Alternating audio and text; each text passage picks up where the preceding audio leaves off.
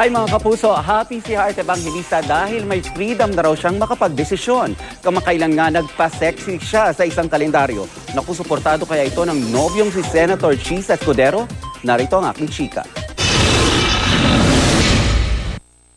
It is liberating to step out of your comfort zone.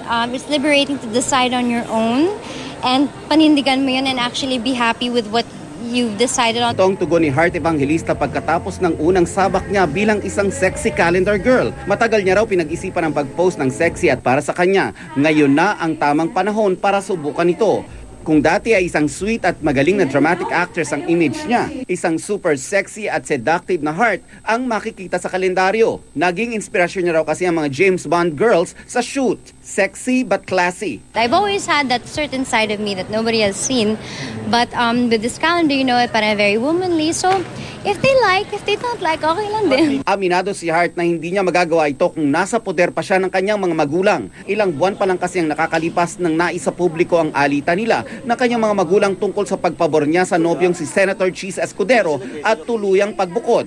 Si Senator Cheese, suportado kaya ang pagpapasexy ni Heart? Hindi para sa akin na tumutol. Nasa edad siya, mas alam niya yung kanyang mundong ginagalawan kaysa sa akin.